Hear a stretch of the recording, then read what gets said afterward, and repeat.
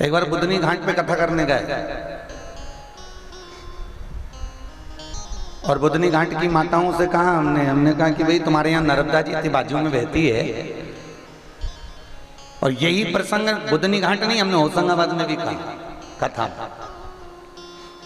कि तुम्हारे पास में नर्मदा जी बहती है तो तुम तो रोज नर्मदा नहाते होगे, और रोज नहीं नहाते होगे तो कभी मकर संक्रांति है, कभी अमावस्या है, कभी पूर्णिमा है, कभी एकादशी है, कभी द्वादशी है, कभी त्रयोदशी है, कभी कोई उत्सव है, मनोरथ है, तो तुम तो रोज जाके नर्मदा नहाते होगे। अरे गुरुजी घर से ही फुर्सत नहीं मिल पाती, जाना नहीं होता। पर गुरुजी हम नर्मदा जी के घाट पर रहते हैं ना, तो हमको ये विश्वास है कि हम मरेंगे ना तो हम बैकुंठ तो जरूर जाएंगे, ये पक्का। हमने कहा जी रुक जा भैया, एक मिनट रुक। विष्णु पुराण के चतुर्थ अध्याय में वर्णन किया, एक ब्राह्मण गंगा के घाट पर रहता था और जितने लोग गंगा नहाने आते थे सबसे कहता था कि मैं गंगा के घाट पर रहता हूं, मरूंगा तो बैकुंठ जाऊंगा, मरूंगा तो बैकुंठ जाऊंगा। और वो ब्राह्मण जब मरा तो मरने के बाद बैकुंठ नहीं गया, 94 तरह के नरकों को भोगता रहा। जब 94 नरकों को भोगा तो उसने धर्मराज से प्रश्न किया कि मैं गंगा के घाट पर रहता था, फिर मैं बैकुंठ क्यों नहीं गया? तो धर्मराज ने कहा कि तेरे बराबर का कोई पापी नहीं हो सकता, जो पास में गंगा बह रही है और तू एक दिन डुबकी नहीं लगा सका, तो तेरे बराबर पापी कौन होगा? इसलिए 94 नर। तो शास्त्र कहता है घर के पास मंदिर है तो अगरबत्ती जरूर लगा, घर के पास मंदिर है तो धूप जरूर लगा, घर में अगर सास है तो प्रणाम जरूर करो, भले मरने के बाद पंडित को गुलाब जामुन मत ठोसा,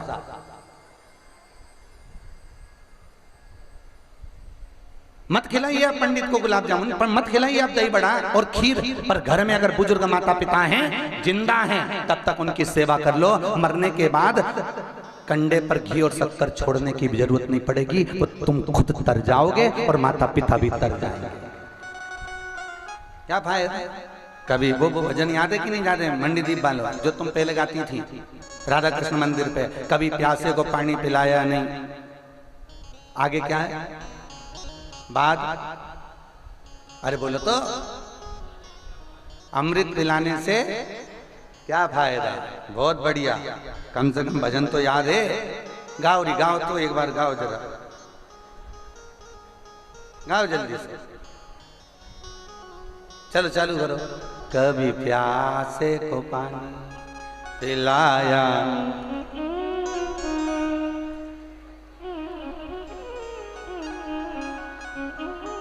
वॉल्यूम तेज करो थोड़ा सा, आवाज नहीं आई।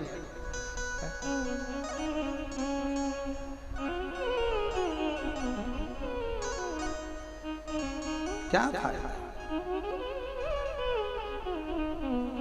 पड़ोसन को रोज चाय पिलाए, पड़ोसन की काकी आ जाए तो पूछ के अचार बनाए, पड़ोसन को रोज प्रणाम करे, पड़ोसन को रोज नमन करे, और घर में बूढ़ी सास बैठी रहे और प्रणाम नहीं करे, तो ईमानदारी से बताओ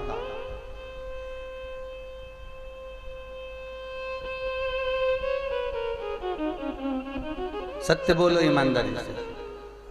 तुम कितना भी पड़ोसन को प्रणाम करना, तुम कितना भी पड़ोसन को नमन करना, क्या पड़ोसन अपनी जायदाद का हिस्सा तुमको दे देगी? अरे बोलो तो, भले तुम 50 चाय पिलाओ, धोख लगाओ, घूंघट करके उसका पांव दबा दबा के पांव पड़ो, तो भी पड़ोसन तुम्हें जायदाद का हिस्सा नहीं देगी। पर सास, घर की बुजुर्ग माँ और घर का बुजुर्ग बाप एक ऐसा होता है, भले बहू प्रणाम करे ना करे, बेटा नमन करे ना करे, तो भी उसकी इच्छा रहती है कि मेरी जायदाद में अपने बच्चों को देकर चले जाऊं।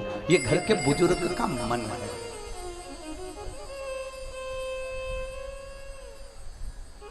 इस चित्तवृत्ति में जब परमात्मा समाहित हो जाए, दुनिया की सबसे कठोर वस्तु अगर कोई सी है, कोई धातु अगर कठोर है, तो वो लोहा कठोर है। बोलो लोहा कठोर है कि नहीं? इतना कठोर लोहा कि उस लोहे की गुप्ती, तलवार, फरसा, धनुष आदि सब बनकर लोग मर जाते हैं। सबसे कठोर अगर दुनिया में कोई धातु है तो लोहा है। पर लोहे से भी कठोर अगर कुछ है तो वो अग्नि है, जो लोहे को भी गला देती है।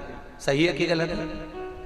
लोहा कठोर है, पर लोहे से कठोर जम के बोलो अग्नि है। और अग्नि सोचे कि मैं ज्यादा कठोर हूं, मैं दुनिया में आग लगा सकती हूं, तो अग्नि से भी ज्यादा कठोर है पानी, जो 5 मिनट में बुझा सकता है। और पानी सोचे कि मैं कठोर हूं, तो पानी से ज्यादा कठोर है मनुष्य, जो गिलास में भर के डकार जाता है।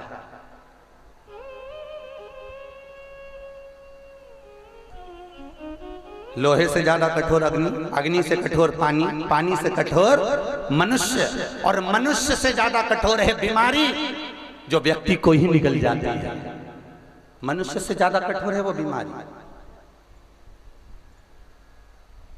इसलिए भगवान से निवेदन करना, हे मेरे द्वारकाधीश, हे मेरे द्वारकानाथ, हे मेरे कृष्ण, हे मेरे राम, हे मेरे शंकर, ऐसी कृपा करना कि हम तेरा भजन करते रहें, हमारे जीवन में कोई बीमारी, कोई दुख, कोई तकलीफ ना आए, कोई कष्ट ना हो।